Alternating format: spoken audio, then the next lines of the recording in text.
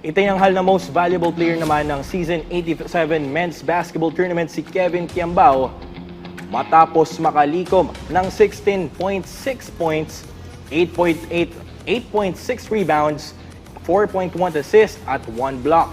Ang 23-year-old forward ang kauna-unahang archer na nakakuha ng back-to-back MVP award simula 2016 at 2017 ni Ben Embala. Si KQ din ang first local na nakakuha ng citation mula sa 2014 at 2015 ni Kiefer Ravena.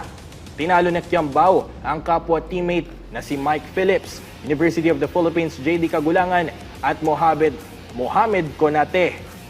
Bukod kay Quiambao, back-to-back MVP din si Ateneo Blue Eagle Casey De La Rosa na inungusan sina USC Growling Tiger Ken Pastrana, UP Luan Ozar at Blue Eagle Junize Calago.